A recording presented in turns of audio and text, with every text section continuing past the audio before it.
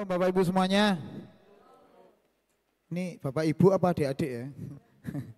Soalnya kebanyakan youth. Oke, saya harapkan nanti Bapak Ibu bisa menyimak di video di ibadah-ibadah sesi 1 dan sesi 2. Karena ini berkelanjutan terus ya. Nah, tadi di sesi 1 kita belajar mengenai bagaimana kita pada akhirnya menjadi anak dan apa tujuan Tuhan menciptakan manusia. Sesi 2 kita belajar bagaimana kita menjadi orang yang bersedia untuk dididik. Dan sesi 3 ini saya khusus menyoroti tentang masalah bagaimana menjadi anak Bapa yang baik, gitu ya. Bagian ini menjadi penting karena nanti saudara di dalam Alkitab akan melihat dua jenis anak Allah. Dua jenis ya, Alkitab sendiri menulis dengan jelas. Artinya begini, saya mau bilang, tidak semua orang Kristen yang percaya Yesus, mengaku Yesus sebagai Tuhan dan Juru Selamat, otomatis bisa menjadi anak. Enggak bisa. Menjadi anak itu adalah sebuah proses, katakan sama-sama proses. Iya, yang tidak bisa langsung berjalan, tetapi mengikuti step-step yang diberikan sama Tuhan. Nah, hari ini kita akan melihat supaya kita nanti tepat menjadi anak Allah yang benar-benar dikasihi Tuhan, membawa karakter Bapa dan hidup kita diberkati, dan bukan hanya diberkati Bapak Ibu, tetapi hidup Bapak Ibu juga menjadi berkat buat banyak orang. Ketika mereka melihat hidup kita, mereka melihat Yesus tinggal di dalam hidup kita. Langsung aja. Next. Ya, ini kita baca di dalam Ibrani pasal yang ke-12 ayat 7 sampai 8. Ayat ini sangat menarik. Saya akan bacakan buat Bapak Ibu ya. Atau kalau kelihatan dari sana enggak apa-apa. Jika kamu harus menanggung ganjaran, Allah memperlakukan kamu seperti anak. Di manakah terdapat anak yang tidak diajar oleh ayahnya.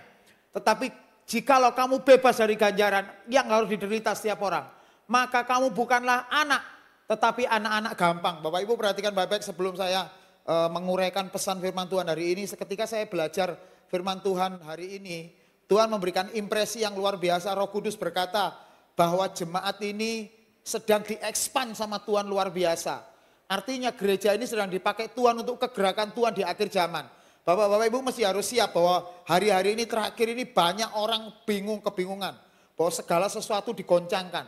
Dan dengar baik-baik, yang tidak digoncangkan cuma satu, rumah Tuhan, tempat kediaman Tuhan. Dan saudara ketika berada di tempat ini, saudara aman bersama-sama dengan Tuhan, gak ikut tergoncangkan. Oleh karena itu Tuhan memerlukan orang-orang yang bersedia mengikuti geraknya Tuhan, rencananya Tuhan. Pastor Isa beberapa saat yang lalu sharing sama saya, lagi buka jemaat di Grand City ya kan. Bapak Ibu jangan biarkan Grand City itu jalan sendirian. Bapak Ibu harus terlibat di dalam rencana Tuhan untuk ada di sana. Apapun lah yang bisa Bapak Ibu lakukan. Artinya begini, kita ngikuti gerakan Tuhan lewat pastor kita, lewat gembala kita, supaya kita juga ikut kepada gerakan Tuhan. Nah, Tuhan memerlukan orang-orang yang nanti akan mengikuti setiap rencana Tuhan, gerak Tuhan dari gereja ini. Karena gereja ini benar-benar Tuhan pakai luar biasa. Tema-tema yang dipakai adalah tema-tema yang dahsyat sekali. Masih ingat tema bulan kemarin apa Bapak Ibu? Seperjuangan, artinya bukan kekristenan yang santai. Gereja ini nggak pernah mengajarkan kita jadi Kristen penggembira, supporter, rame-ramean. Kita datang ke gereja sebagai tamu. No, saudara datang di tempat ini, saudara adalah pemilik gereja ini. Orang-orang yang bertumbuh di tempat ini. Artinya saudara menjadi murid di sini, bukan jadi tamu. Tamu itu kalau datang makan, kenyang pulang, makan, kenyang pulang. Minggu depan nanti cari makan lagi. Tapi seorang murid bukan hanya makan. Bagi dia dikenyangkan oleh Tuhan pasti, karena orang yang menjadi murid dan menjadi anak itu pasti berbeda. Nah setelah itu dia akan dipakai Tuhan untuk membawa mujizat yang luar biasa kepada banyak orang. Nah ini yang sedang Tuhan kerjakan dalam hidup jemaat di tempat ini. Makanya Bapak Ibu ayo kita bersama-sama mengikuti gerak Tuhan, rencana Tuhan yang Tuhan sedang kerjakan atas gereja ini. Bapak Ibu adalah orang-orang yang mendapatkan privilege yang luar biasa. Orang-orang dari gereja ini supaya Bapak Ibu membawa gerakan yang luar biasa ini di kota, di bangsa kita. Nah, oleh karena itulah Tuhan sedang mempersiapkan Bapak Ibu semua untuk masuk ke dalam dimensi yang berbeda. Bukan dimensi jadi jemaat datang pulang, no. Tapi jadi jemaat yang datang dibangun, diubah, disempurnakan, dan diikutkan di dalam rencana Tuhan yang besar. Pertanyaannya cuma satu, Bapak Ibu bersedia enggak? Kalau enggak bersedia enggak apa-apa, Tuhan bisa cari orang yang lain. Tapi masalahnya Bapak Ibu akan membuang kesempatan yang luar biasa. Sebab Tuhan akan gerakkan banyak energi, banyak resource untuk gereja ini. Semakin diberkati Tuhan. Semakin enlarge di dalam hadirat Tuhan. Nah, ayat yang barusan kita baca tadi menyatakan, jika kamu harus menanggung ganjaran. Kata ganjaran itu menggunakan kata Yunani paideia. Ucapan sama-sama saya, paideia. Ada di sini ya, paideia. Artinya adalah didikan. Didikan ini khusus kepada anak. Karena untuk orang-orang yang ngaku-ngaku sebagai anak, nggak bakalan dididik walaupun dia ngaku. Jadi artinya Bapak Ibu, di dalam kekristenan ini akan selalu ada dua jenis. Orang-orang yang benar-benar secara real jadi anak. Ada orang-orang yang merasa dirinya anak padahal dia belum pernah mengerjakan sesuatu yang anak itu bagian kecil sekalipun dia kerjakan apa itu? Dididik. Jika Allah memperlakukan kamu seperti anak, di manakah terdapat anak yang tidak dihajar? Diajar menggunakan kata yang sama, paideia. Di manakah anak yang tidak dididik? Enggak ada. Semua anak-anak itu akan dididik. Di dalam tradisi orang-orang Yahudi, orang-orang Yehuda, biasanya di rumah mereka, di dalam rumah mereka hanya boleh keluarga dekat yang masuk di rumah. Ada papa, mama, anak. Bagaimana kalau keluarga itu nggak punya anak? Maka yang dia lakukan adalah mengambil anak dari budaknya lebih dulu. Anaknya diangkat, kemudian setelah itu bukan hanya diangkat, tapi dimasukkan ke dalam rumah. Anak itu harus mau menerima didikan. Even dia seorang anak angkat. Nah, konsep itulah yang sedang Tuhan pakai untuk keselamatan Bapak Ibu semuanya. Kita ini bukan orang Israel sama sekali. Ada di sini yang orang asli Israel? Gak ada ya. Irungnya kok gak ono sing bangkir kok orang Israel. Nah, artinya saudara ini sebenarnya bukan orang-orang yang sebenarnya dicadangkan untuk menjadi anak. Karena Yesus datang kepada kepunyaannya dulu. Karena kepunyaannya itu menolak, orang Israel menolak. Maka dia berikan program keselamatan ini untuk bangsa-bangsa. Termasuk Bapak Ibu. Nah, ketika program keselamatan ini nyampe kepada kita, saya mau katakan, dengar baik-baik ya. Bapak Ibu adalah orang-orang yang dipilih sendiri oleh Tuhan. Amen. Untuk menggenapi rencana Allah yang besar. Amen. Untuk dunia ini. Nah, jadi ketika kita itu menjadi orang percaya, itu bukan karena kita kebetulan, karena papa kita Kristen, karena kebetulan teman-teman kita Kristen atau koko cece kita Kristen melok-melok nunu. Saudara begitu sampai duduk di tempat ini, ada di tempat ini mendengarkan firman Tuhan. Saudara adalah orang-orang pilihannya Tuhan sendiri. Atas dasar apa Tuhan milih saudara? Bukan karena Bapak Ibu di tempat ini orang baik, enggak. Semuanya kedaulatan Tuhan. Dia sudah memilih Bapak Ibu sejak dari kandungan.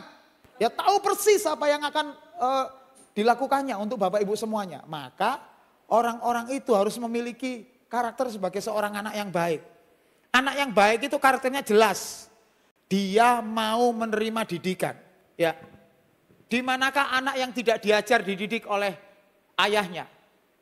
Tetapi jika kamu bebas dari ganjaran, dari didikan, kalau kamu tidak bersedia dididik, yang harus diderita setiap orang, setiap anak Tuhan maksudnya, maka kamu bukanlah anak. Tapi di sini ada tulisannya yang luar biasa. Tetapi kamu adalah anak-anak gampang. Nah, hari ini saya mau memisahkan dua jenis anak ini. Anak yang mau dididik, ya ini ya. Anak yang mau dididik paideia sini. Nih mau dididik yang di sini ya. Pasti nanti ujung-ujungnya dia akan memiliki kehidupan yang baru, yang berbeda dengan kehidupan dia selama di dunia. Artinya gini, yang beda dengan cara hidup orang dunia. Kalau ada anak yang cara hidupnya, yang cara hidupnya itu masih sama dengan dunia. Ya, cara berpikirnya, tontonannya, omongannya, sama kayak orang dunia, engkau bukan anak. Karena orang yang dididik sebagai anak nanti akan memiliki hidup yang baru, yang totally different sama orang-orang dunia. Kalau orang dunia suksesnya punya duit, Bapak Ibu nggak bisa seperti itu. Kesuksesan kita bukan karena punya duit banyak. Kesuksesan Bapak Ibu adalah ketika Bapak Ibu jadi orang percaya yang semakin serupa dengan Tuhan. Itu kesuksesan yang luar biasa. Kalau orang dunia ukurannya duitmu ada berapa? Rumahmu berapa? Gelarmu apa? Terus kemudian rekeningmu berapa isinya? Bitcoinmu berapa banyak? Itu dunia.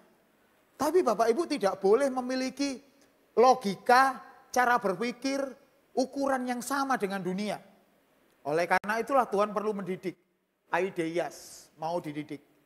Nah, sementara orang yang tidak mau dididik ini cuma ngaku-ngaku sebagai seorang anak. Tetapi inti dari orang-orang yang tidak mau dididik itu, dia mau cari kepuasan dia sendiri, untuk dirinya. Segala sesuatu untukku, saya, me, untuk saya semuanya. Perhatikan Bapak Ibu, spirit ini sudah mulai ada di gereja, ini masuk di gereja. Kenapa? Coba perhatikan Bapak Ibu ya. Beberapa khotbah-khotbah, lagu-lagu rohani, rasanya mulai mengarahkan kita supaya digunakan hanya untuk kepentingan kita. Untuk keuntungan kita. Bapak Ibu perlu tahu ya. Di dalam perjanjian baru, Tuhan Yesus pernah mengajarkan satu doa yang luar biasa. Namanya doa apa Bapak Ibu? Doa Bapa kami, namanya saja keren banget. Doa Bapa kami. Nah, nama itu mengandung unsur yang dahsyat sekali. Kenapa? Karena di dalam agama-agama manapun di seluruh dunia ini, tidak ada satupun bahkan tidak ada, termasuk agama Yahudi, yang menyebut Tuhannya dengan kata Bapa. Enggak ada. Orang Yahudi itu kalau menyebut Tuhan, itu bahkan tidak berani menyebut namanya. Nama Tuhannya orang Yahudi itu Yahweh. Ya, sebutannya Yahweh. Tapi orang Yahudi tidak berani menyebut nama Yahweh. Cuma orang Indonesia yang sing gaya sing Yowa Yahweh. Bahkan ada gereja yang mengajarkan tidak boleh nyebut nama lain selain Yahweh. Kalau menyebut nama bukan Yahweh berarti Tuhannya salah. Nek doa pakai nama Allah berarti salah alamat, nggak akan dikasih. Ini orang Indonesia, tapi orang Yahudi sendiri tidak berani nyebut nama Yahweh. Ketika mereka bertemu dengan 4 huruf itu, YHWH, huruf konsonan semua kan. Orang Yahudi tidak menggunakan huruf huruf ABCD, vokal nggak pakai. Jadi tulisannya YHWH, bacanya Yahweh. Tapi bacanya itu sendiri sebenarnya tidak diketahui. Ono sing maca Yahweh, ono sing maca Yehova, ono sing maca Yahweh, macam-macam. Kenapa? Karena orang Yahudi sendiri tidak pernah menyebut nama Yahweh. Ketika bertemu dengan 4 huruf itu, mereka mengucapkannya, melafazkannya dengan kata Adonai. Adonai itu artinya adalah kurios atau tuanku, majikan agungku. Gitu. Nah sementara saudara, istimewa Bapak Ibu. Saudara ini luar biasa. Bahkan Tuhan Yesus mengajarkan kepada kita yang namanya doa Bapa kami. Artinya di saat yang sama ketika Bapak Ibu percaya pada Tuhan Yesus, sejatinya kalau hidup kita benar, harusnya Bapak Ibu ini adalah orang yang diangkat anak oleh Yesus. Sama seperti tadi itu, anak pembantu, anak budak diangkat anak oleh pemilik rumah, lalu dimasukkan di dalam rumah. Nah Bapak Ibu juga sama. Anak dosa, anak-anak ketebusannya dosa ya, orang-orang dunia, diangkat anak oleh Tuhan, kemudian dimasukkan ke dalam kerajaannya atau rumahnya. Ya di gereja ini adalah salah satu culture-nya kerajaan Allah. Ditaruh di tempat ini. Untuk apa?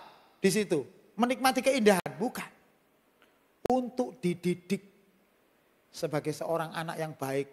Cara makannya dididik, cara ngomongnya dididik, berperilakunya dididik. Tetapi yang paling penting adalah Tuhan hendak membentuk understanding kita semuanya. Sehingga understanding atau cara berpikir kita sudah tidak boleh sama lagi dengan dunia. Kita dipisahkan dari dunia, dikuduskan oleh Tuhan. Tuhan mendidik Bapak Ibu dengan cara yang luar biasa. Itu nanti makanya kenapa Bapak Ibu mesti perlu melihat sesi yang kedua, ibadah sesi yang kedua. Didikan Tuhan itu mendatangkan kebaikan buat Bapak Ibu.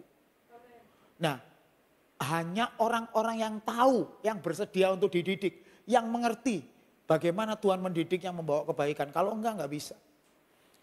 Nah kalau anak yang tidak bersedia dididik ini enggak mau jadi murid. Ya karena murid kan enggak mau dididik. Dia ini sebenarnya memiliki bahaya yang luar biasa. Bahayanya ini adalah keterpisahan dia dengan Allah kembali.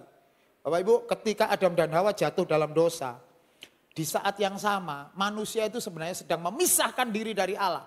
Yang disebut sebagai kematian atau mati. Yang kemarin Pastor Isa menjelaskan tentang kematian ya kan. Waktu makan buah itu mereka mati. Mati yang dimaksud itu bukan mati fisik. Tetapi hidupnya terpisah dari Tuhan selama-lamanya. Itu keadaan yang sangat mengerikan. Karena terpisah dari Tuhan itu artinya kita tidak ada di dalam hadirat Tuhan. Tidak bersama-sama dengan Tuhan dan pasti di tempat yang jauh dari Tuhan. Kondisi itu sangat berbahaya. Makanya kita nggak punya pilihan Bapak Ibu. Jemaat GBI Genesis Babatan, pilihan kita cuma satu. Saudara harus mau menjadi anak yang benar. Artinya harus bersedia dididik. Tapi didikan itu nggak gampang. Didikan itu berat.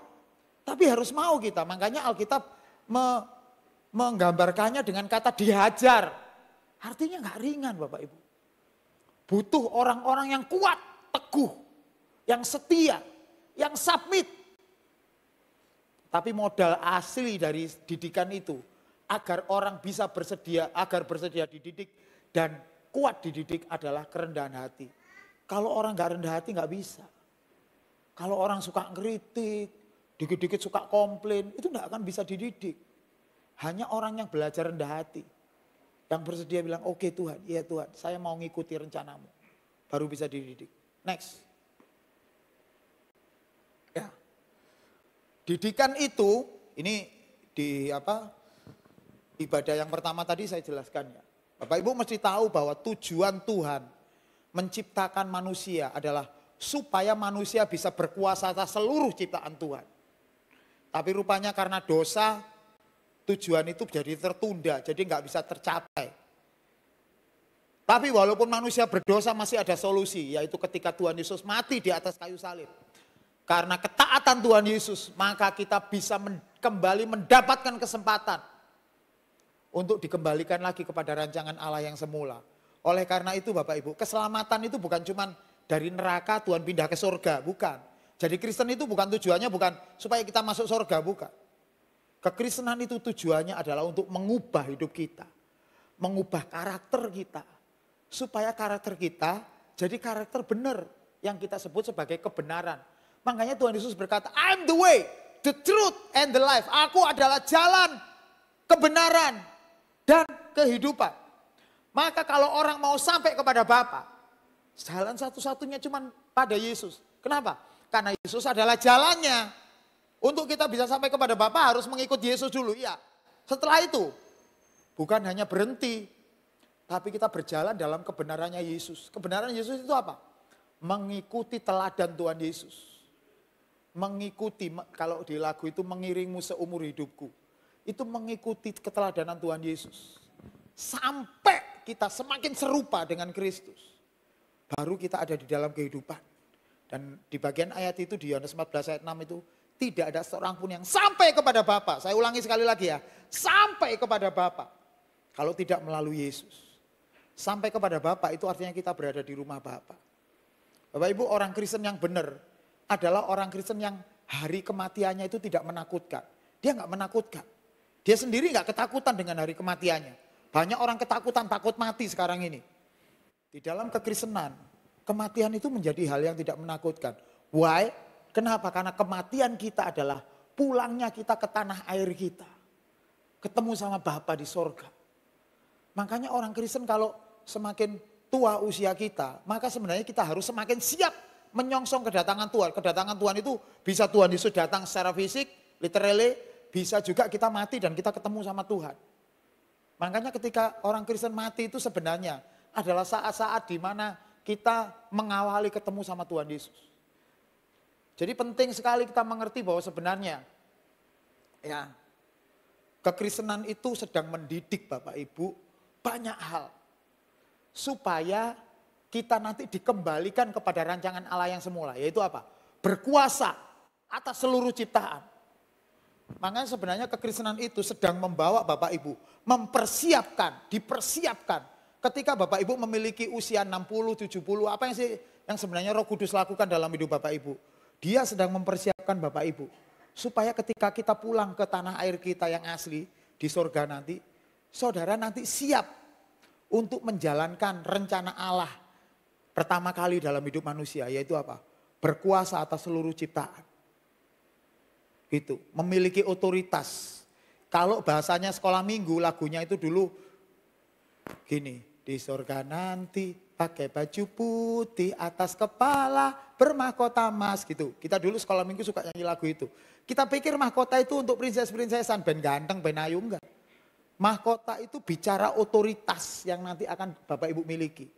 Jadi saudara, kalau otoritas itu begitu besar, nanti akan memerintah bersama-sama dengan Tuhan Yesus. That's why Tuhan mempersiapkan saudara serius. Tuhan mendidik saudara dengan serius. Oleh karena itulah kita harus bersedia dididik. Menjadi anak-anak yang bersedia untuk dididik. Di dalam 2 Korintus 4 ayat 17. Saya kasih tahu sekali lagi, didikan itu tidak ringan.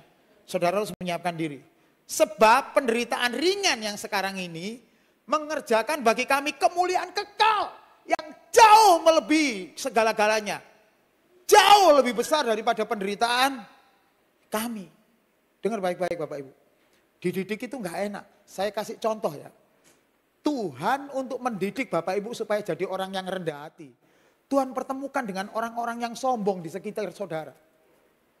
Saudara kira enak ketemu dengan orang yang sombong. Orang sombong itu bisa menyombongkan kehebatannya, sementara kita yang seharusnya bisa mengalahkan itu. Kita belajar untuk rendah hati enggak enak. Apalagi belajar mengampuni. Enggak enak Pak. Suami istri belajar mengampuni itu susah banget. Tapi saya mau kasih tahu. Saudara tidak akan pernah bisa mengampuni sebelum saudara dipertemukan dengan orang-orang yang ngeselin. Yang menyakitkan hati saudara. Yang membuat saudara merasa diinjak-injak. Baru saudara bisa ngampuni. Itu didikan Tuhan. Makanya ketika saudara di gereja ketemu dengan orang-orang yang bencekno. Dengan orang-orang yang mangkelno. Justru itu cara Tuhan untuk mendidik Bapak Ibu semua.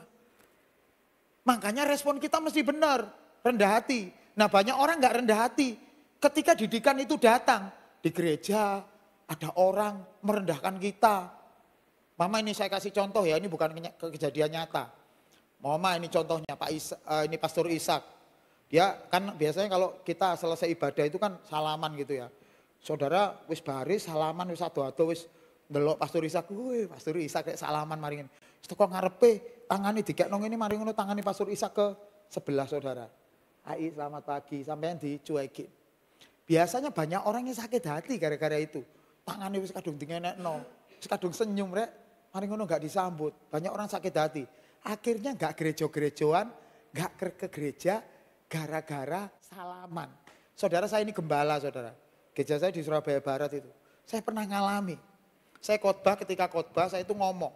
Saudara-saudara, di tempat ini kursi-kursi itu enggak ada kapling-kaplingan ya. Kursi itu semuanya saudara bisa duduki dimanapun. Jangan ada yang sakit hati. Kalau tempat duduknya ditempati orang, saya khotbah kayak gitu. Ada jemaat yang sakit hati sama khotbah saya. Dikira saya itu nyindir. Habis itu setelah selesai ibadah, saya kan nyapa setiap jemaat. Selamat pagi Bu, selamat pagi Pak gitu. Itu enggak nyapa selamat pagi atau apa, mukanya dibuang di depan saya Bapak Ibu. Gitu, persis di depan saya. Salaman gini enggak jadi, habis itu dibuang gini. Gembalanya digituin. Saya kan bingung, gila apa sih jemaatku kok aneh. Saya kira dia bercanda, karena banyak jemaat saya bercanda sama saya. Minggu depannya saya salami lagi. Shalom Bu, selamat pagi, tanganku dingenekno. Tangannya dia enggak disambut, mukanya dibuang. Benar-benar dibuang nih, gitu. Dicuekin di depan saya. Sehingga kayak terlihat seolah-olah dia ngerjain sama saya. Ki ono opo iki. Kemudian saya tanya sama temennya yang biasanya baik sama dia. Itu ibu itu kenapa sih kok mukanya dibuang sama saya? Oh itu loh pastor. Gara-gara kemarin pastor khotbah. Masalah kursi itu loh. Ibu itu kan kursinya mintanya di situ terus, satu saat diduduki orang lain. Dia kemudian negur orang itu. Nah kemudian pastor khotbah itu yang tersinggung, dia dikira nyindir. Saya enggak pernah nyindir Bapak Ibu. Siapapun yang nyampein khotbah di sini, percayalah, di hati kita enggak ada rasa nyindir-menyindir. Kalau Bapak Ibu sampai kena firman Tuhan, itu cara Tuhan untuk mendidik Bapak Ibu. Masih untung diperingatkan sama firman Tuhan. Ya, kadang-kadang kita enggak diperingatkan, tiba-tiba ada didikan. Dulu Tuhan untuk mendidik saya jadi orang yang rendah hati enggak mudah Pak.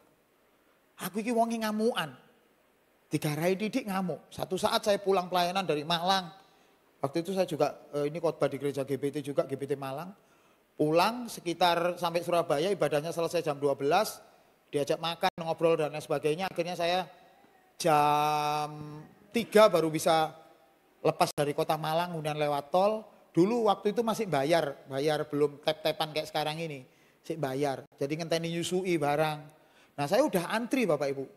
Wah, antri wisan. Loh, kok penuh gini di Getol Waru. Saya antri. Waduh, enggak apa-apa wis. Namanya hamba Tuhan ya harus mau antri kan. Maka saya antri.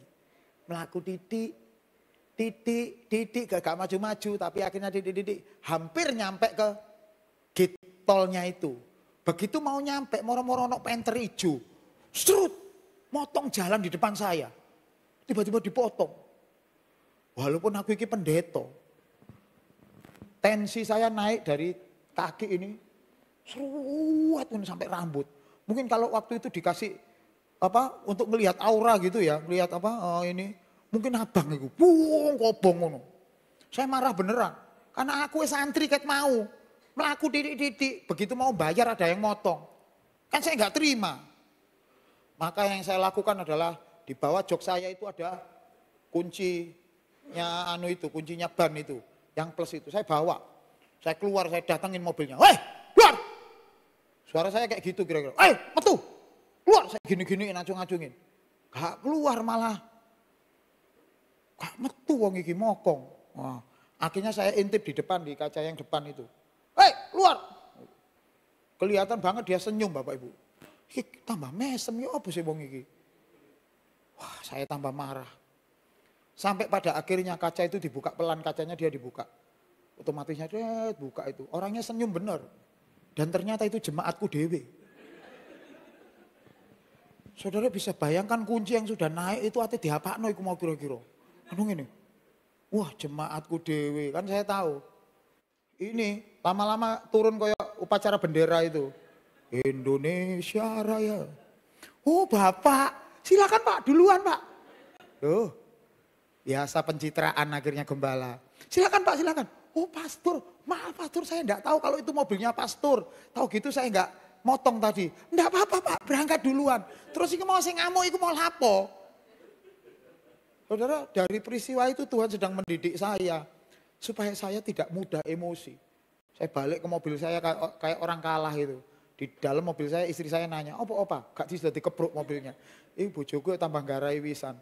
Itu loh Pak itu loh. Oh itu tak? Iya kelihatan tadi itu ada Pak itu saya tahu. Gak mau kepruk pisan, jadi ini mau gawak no kunci ini kalau dikepruk no pisan. Enggak lah, pencitraan Pak. Tapi dari peristiwa itu Tuhan didik saya. Supaya saya belajar mengampuni. Kenapa enggak dari tadi sih saya kasih kesempatan itu? Kan enggak seperti sekarang. Saudara bisa bayangkan kalau hari Minggu ibadah, kemudian jemaat itu duduk di depan saya khotbah, ini apa gak izin Bapak Ibu. Makanya Tuhan mendidik lewat peristiwa-peristiwa kayak gitu. Supaya saya belajar untuk enggak jadi gampang orang yang gampang marah. Nah masalahnya untuk bisa menjadi itu kita akan melewati yang namanya penderitaan. Gak gampang.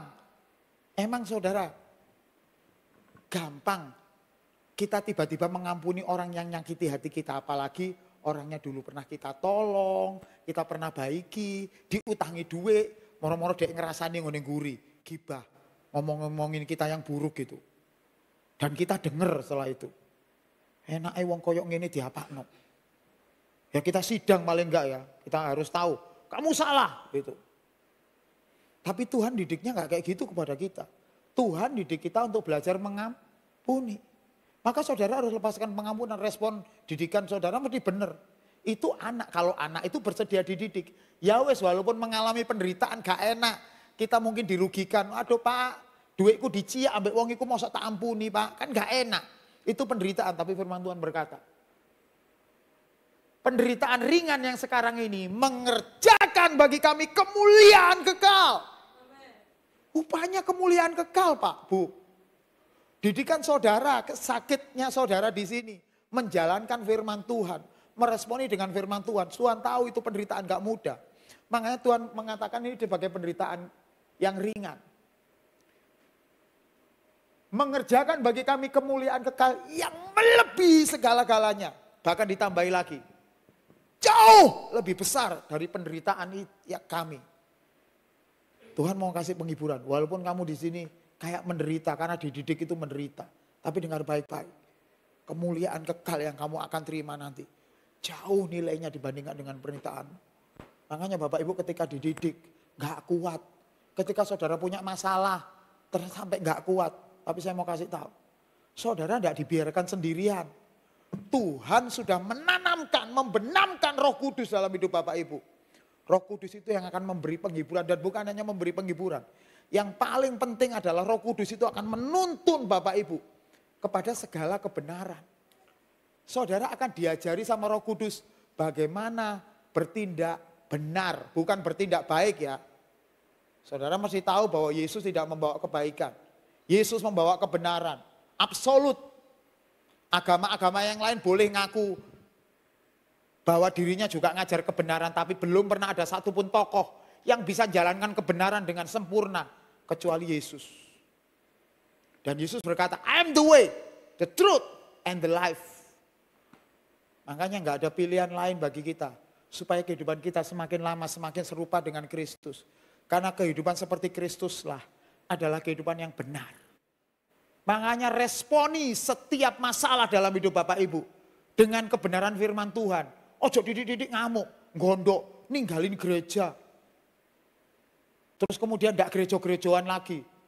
Saudara tahu nggak bedanya Rasul Petrus dengan Yudas Iskariot? Dua-duanya sama mengkhianati Tuhan. Satunya jual Yesus 30 keping perak. Satunya menyangkal Yesus 3 kali. Dosanya sebenarnya lebih berat Rasul Petrus.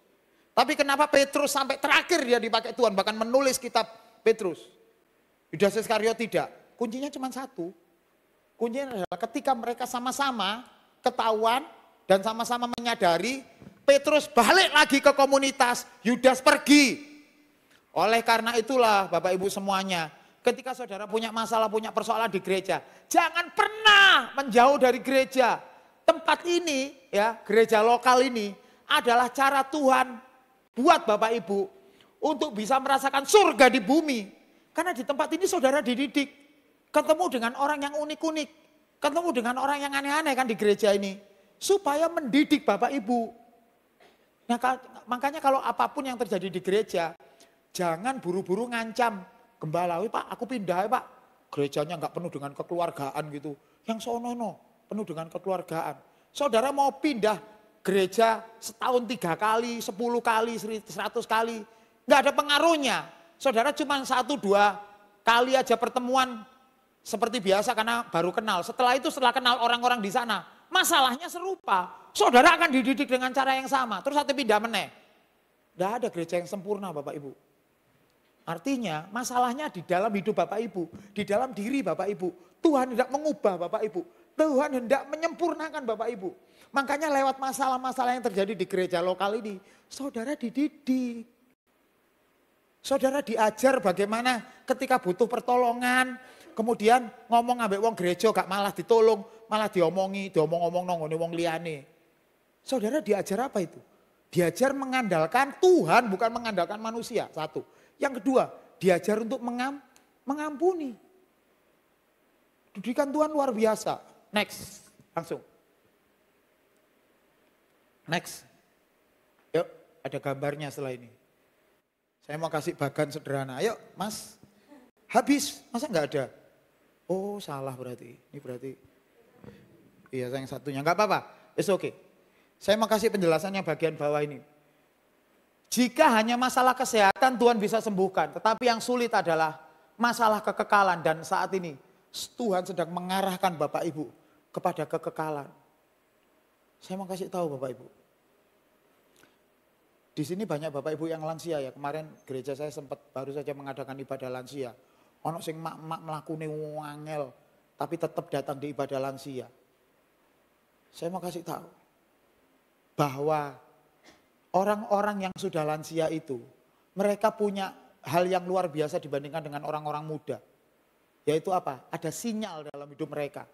Jadi kalau Bapak Ibu sekarang ini sudah mulai muncul rambut putih, untune moro-moro preteli situ-situ. Itu cara Tuhan untuk mengingatkan bahwa di dunia ini kita sementara. Kita di sini ini cuma numpang Bapak Ibu. Ini dunia ini bukan rumah kita. Rumah kita itu di sono, di dalam kerajaan surga. Jadi kalau Bapak Ibu masih ngeset hidup kita, mencari kebahagiaan di dunia ini, saudara salah. Banyak gereja-gereja ngajarinya supaya kita nyaman hidup di dunia. Dapat kesembuhan di dunia, pengennya pindah-pindah gereja. Oh, apa gereja ini gak ono ibadah kesembuhan. Cari gereja yang punya ibadah kesembuhan. Kalaupun saudara disembuhkan kok loro maneh. Oleh karena itulah, saudara jangan mengejar sesuatu di sini. Yang saudara kejar harus kekekalan. Oleh karena itu didikan itu sedang mengarahkan Bapak Ibu kepada kekekalan. Harta yang Tuhan sedang siapkan buat orang-orang yang bersedia dididik anak-anaknya itu. Bukan harta ini, bukan kesembuhan, harta yang ada di sini bukan. Kalau memberkati Bapak Ibu saudara nggak usah khawatir. Orang-orang yang diakuinya sebagai anak Tuhan pelihara, hari ini kita nyanyi lagu yang luar biasa. Ketika Tuhan menjadikan saudara sebagai seorang anak, Tuhan akan membuat saudara itu jadi biji matanya Allah sendiri. Itu pemeliharaan Tuhan yang luar biasa. Lagu di dalam firman Tuhan aja, bukan lagu, firman Tuhan aja yang sekarang jadi lagu itu aja luar biasa. Burung di udara, Tuhan pelihara kan. Ingat ya, firman Tuhan itu nggak salah. Burung di udara, ngapain burung di udara? Ngapain burung di udara Bapak Ibu? Terbang, melakukan sesuatu. Bukan burung leyeh-leyeh. Kalau firman Tuhan, burung leyeh-leyeh, nang tiang listrik, Tuhan pelihara. Enggak. Burung itu melakukan sesuatu. Asal saudara melakukan sesuatu. Dan berharap sama Tuhan, Tuhan tidak akan pernah meninggalkan Bapak Ibu, amin. Makanya enggak usah khawatir sama hidup ini. Kalau saudara berlaku sebagai anak yang benar itu mendapatkan privilege dari Tuhan. Yang salah ini gini loh Bapak Ibu. Berpikir bahwa ketika menjadi orang Kristen, kita sudah otomatis menjadi anak. Nggak bisa. Menjadi anak itu adalah sebuah proses yang Bapak Ibu harus jalani dengan setia.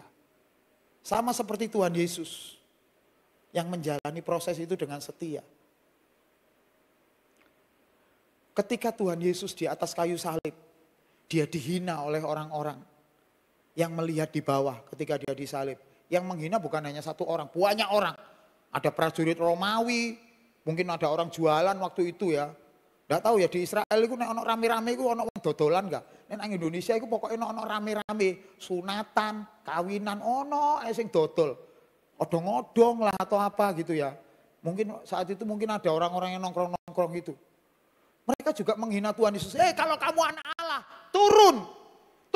Katanya kamu anak Allah. Mungkin Tuhan Yesus dihina-hina kayak gitu. Saudara, Tuhan Yesus itu kalau disuruh turun waktu disalib, kira-kira bisa enggak Bapak Ibu? Bisa. Wong dia Allah kok, gampang mudun. Tapi dia turun enggak? No, enggak. Dia mau menggenapi rencana Allah. Walaupun dia menderita di sana, tapi dia enggak mau turun.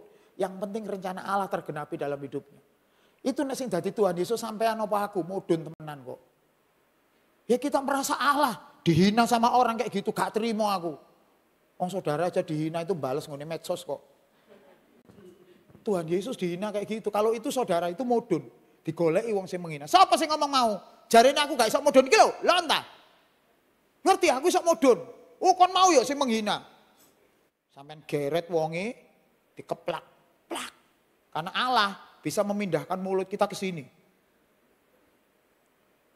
Sampai orang-orang lain gemetar, ketakutan. Dengar baik-baik semuanya ya, jangan seperti dia. Kalau seperti dia ada yang menghina saya lagi, tapi dari ini loh mulutmu. Tak pindah nang sikil loh ya.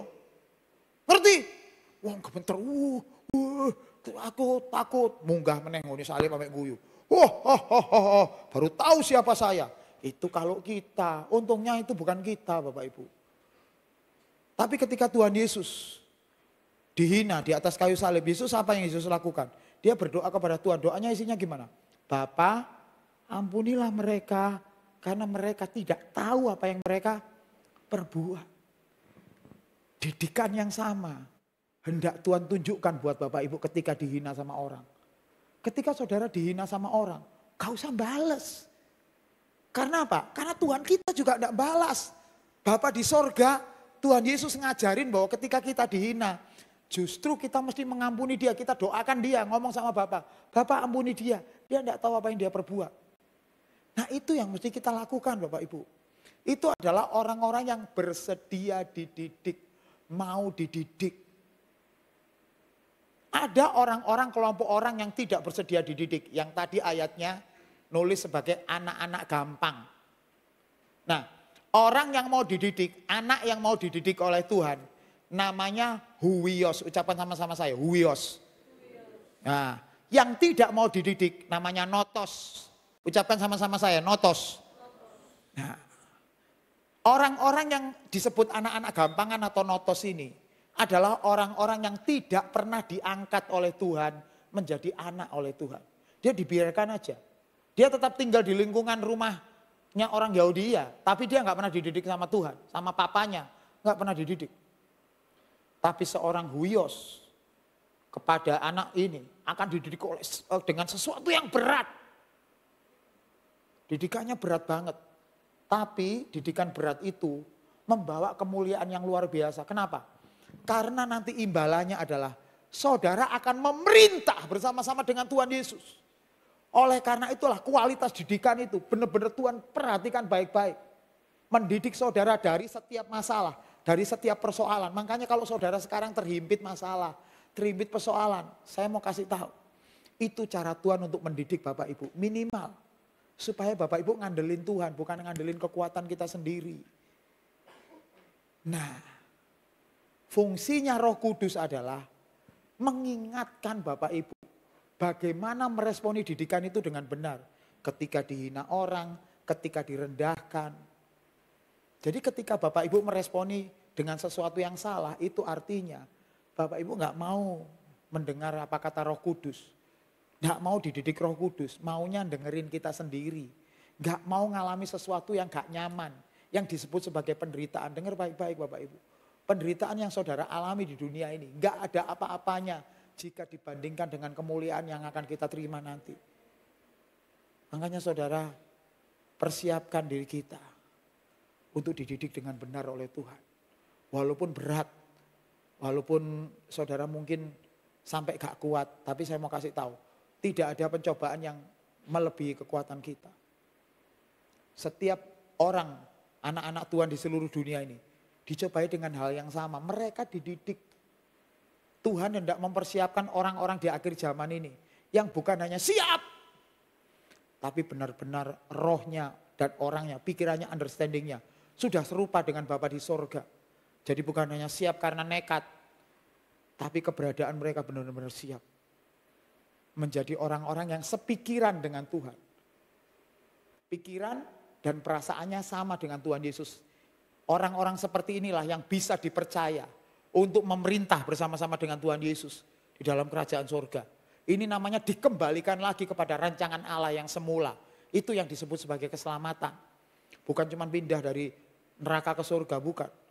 Tetapi mempersiapkan Bapak Ibu, memproses Bapak Ibu. Ini yang disebut sebagai mengerjakan keselamatan dengan takut dan gentar. Masalahnya cuma satu. Sampean mau jadi huios atau jadi notos. Kalau jadi huios harus siap dididik. Bahkan sesuatu yang kelihatan gak nyaman bagi kita. Tapi kalau itu didikan, yang pertama yang harus saudara lakukan, saudara harus belajar mengucap syukur. Apa itu mengucap syukur? Mengucap syukur itu bukan terima kasih Tuhan, kamsia Tuhan, bukan hanya seperti itu.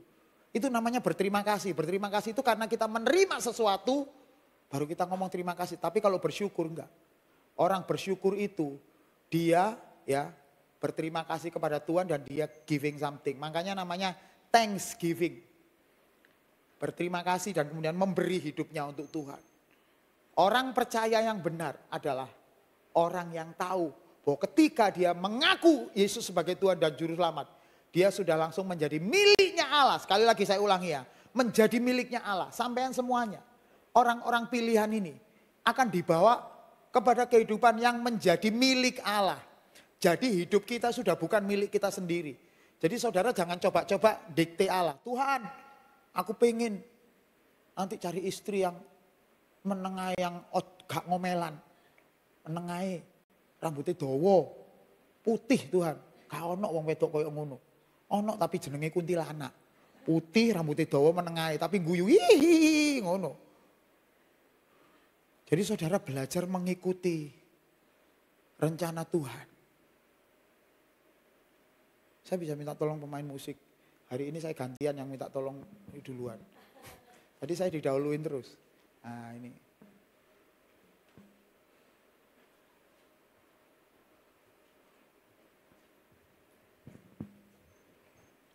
Oke ya mas.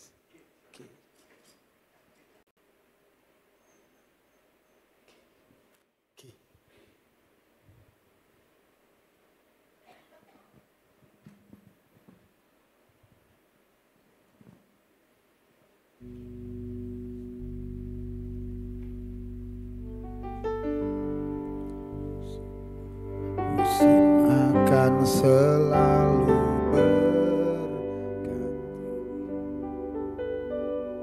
kasih Tuhan tetap abadi,